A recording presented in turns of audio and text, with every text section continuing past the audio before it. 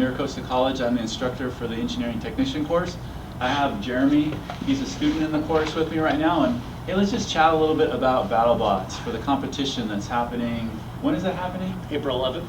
That's Saturday, April 11th. It's going down at 8 a.m. here at MiraCosta TCI campus in Carlsbad. We'll get you the information on that, but I'm here with Jeremy. We're just going to talk a little bit about entering the competition and if you're interested in that, what you can do. And the reason for this competition is to inspire your engineering, your design, your fabrication, your design skills, and have fun with it. So that's what we're here to talk about a little bit here.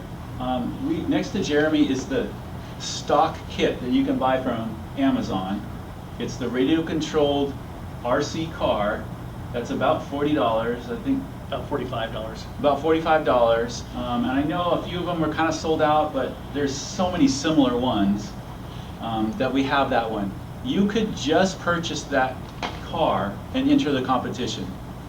There's no problem with that. If you're thinking about, oh, I don't really know what I'm going to do, you could just purchase this kit and enter the competition. I'm here with Jeremy to show an example of one type of modification of BattleBot. And with this modification here, what I've done is you see that we don't have the plastic frame anymore. I've taken the chance because I had the opportunity, and I have a frame rail here where I put a frame on here. It does have an external controller. I've added to the standard controller that's next to Jeremy, so I have an additional controller. Guess what I'm controlling? I'm controlling my little spinner of death right here. I don't know what I want to call it, but what I have is I've machined out or fabricated something that I have a motor that spins and it does a little spinny thing right there, and you know, hopefully this thing will do well in the competition. What am I worried about?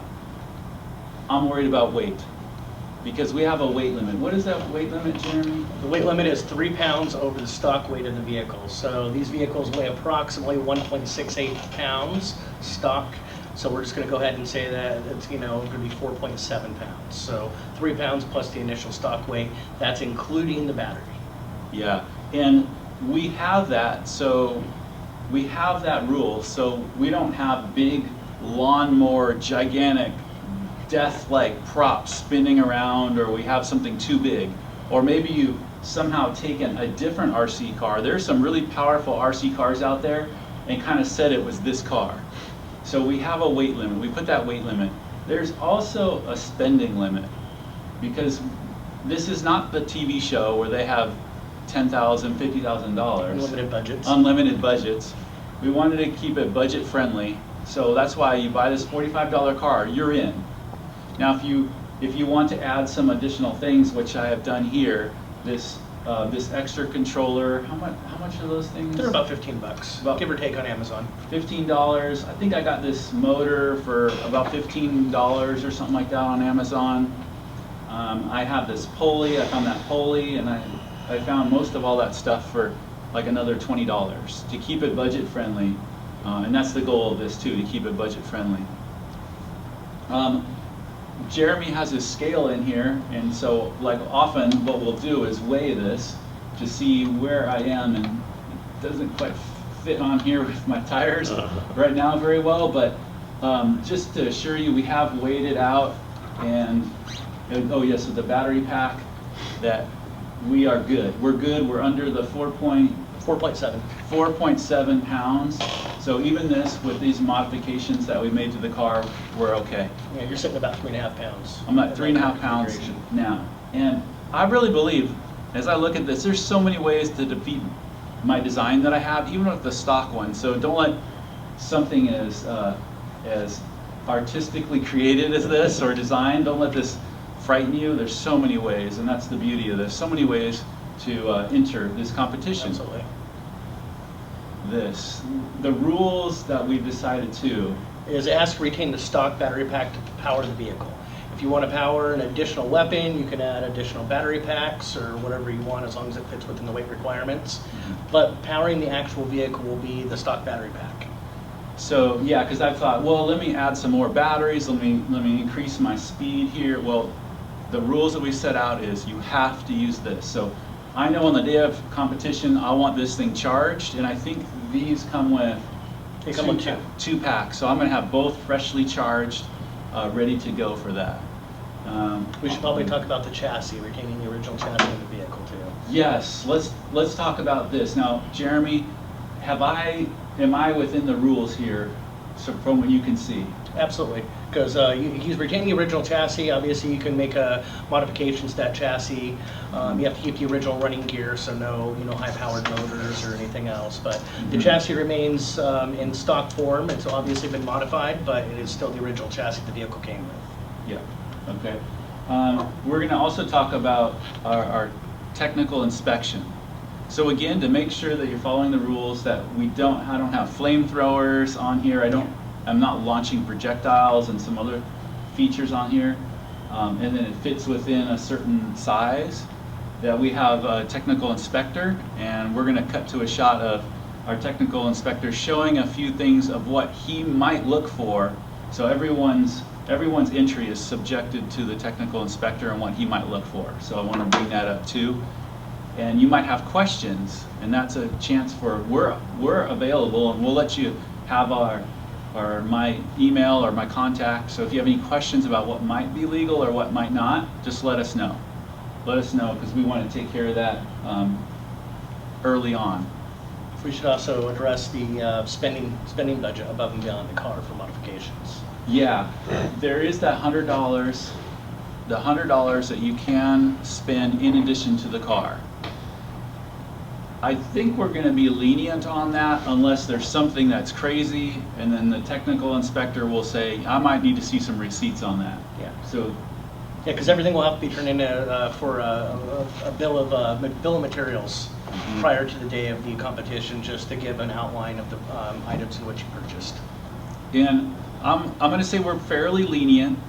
Like, I'm going to estimate, because I had some scrap metal lying around, so I'll just estimate what that cost is. But we're really trying to make sure someone doesn't show up with $5,000 worth of equipment, and it's in the wrong class. We're not going to fight that robot against these. So that's when we see the bill of materials listed out.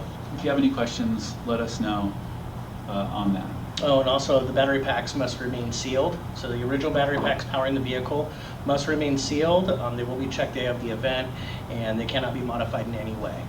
Yes, and we'll cut to a scene showing our technical director how he might check that, so you can see how that's done. Let's see, what else? You might say, well, I don't have access to the machining that you could do here. I don't think you need to do that. There's so many other designs that we've talked about. Absolutely. And that you might come up with, where you don't need to go crazy and have access to mills and lathes or something like that, and still enjoy it and join us at the event. My entry will actually just be built from scrap in my garage with basic hand tools. Though I'm sure it will probably still make a pretty impressive show at the BattleBot. Let's talk about the actual arena and competition itself. So if I'm competing, mine is going into the arena, and let's say I'm going against Jeremy. His is going to be in the arena as well. We have a battle time of how long? I think we've discussed 3 minutes. 3 minutes.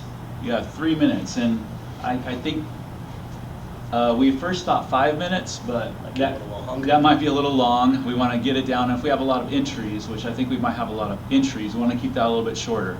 How do we know if one bot beat the other bot? What are some ways? Well, some ways, in the event of a tie where neither vehicle has been destroyed or taken out of commission in any way, because one of the rules too is the bot at the end of the round has to be able to leave the arena under its own power. So in the event of a tie, we'll call it, where neither vehicle's been destroyed, the original battery packs powering the vehicle will be pulled out, and we'll test them for voltage. So let's just recap this, Jeremy. Let's say we fight, and they can make it out of the arena on their own power. We have a team of judges, a panel of judges, and one thing that they will do is every battery pack will come out and everyone's battery pack will be tested for the remaining volt charge in their battery packs. The judges will have that information. The judges will then make a decision on the winner. Now we want to guarantee that everyone gets at least 2 rounds. If this thing survives the first round, I'm guaranteed a second round in our bracket system. So you might go a little further, and we're trying to get all this within 3 hours on a Saturday morning. The brackets will also be randomized too. Yes, randomized brackets. I also want to mention too, with the coronavirus and the whole situation, we have ways to kind of mitigate that. Everything that we have in our labs is wiped down, so everything's going to be completely sanitized. We have multiple areas, large areas, that we can stage, or if you bring yours in and you want to work on it, we have areas for that. We may get to the point where our arena is just videotaped, where you have the competitors and the judges in there, and so it's not a crowded room. And then we have a larger room where the live feed is going to, so you can watch the matches. So if you're worried about that, we're trying to mitigate that and keep it as safe as possible. Let's see, bots, rules, arena. I think we've caught about everything. If you have questions, please email us your questions. We're also available if you wanted to stop by during the day, talk to us. You could stop by if you had further questions, because we're a full-time course at MiraCosta College, so we're here every day, 8 hours a day, and we love to talk more about this and have fun. That's part of it. You know, what are you designing? I know Jeremy's keeping his a secret. He's not showing. For good reason. I'm showing you what I'm doing, and I'm fine with that, but Jeremy is keeping his a secret, and that's part of the fun too on that. So thanks, Jeremy, for being here. Thank you. And I know you're going to meet Christopher, who's our technical inspector as well, so you get to know him as well. Thank you. Thank you. Hi, I'm Chris Welch. I'm the technical steward for the BattleBots competition. I will be inspecting all the robots before the competition and assigning grid positions for the whole competition. One of my main concerns is that everybody has fun, and it's in the spirit of competition, and ideas and flow of creativity is paramount for this. But if you have something that you're a little bit worried about and you think it might be pushing the envelope a little bit, we'll discuss that when we see all the entries at the day of the competition. We will have a technical committee of probably 3 other judges and myself that will look over the BattleBots and deem them acceptable or unacceptable for competition. If we see something that looks unsafe, borderline unsafe, we'll give you a chance to fix it or maybe modify that weapon, you know, just to keep everything safe. We are working in a school environment, and you know, we all have people to answer to. One of the examples of what will be tested is the original battery packs must be used to power the vehicle. Every battery pack, every stock battery pack will be X-rayed to look for any kind of modifications or battery change out or anything like that. So thanks to Creative Electron, we're going to use this as one of the technical stations. We'll probably use just a fluke voltmeter to check the voltage on the remaining voltage on the batteries during the competition. And like I said, the safety is the main concern. We want everybody to have fun, everybody to be creative, and use their, expand their minds on this thing, but it's got to be fair. Okay? Perfect.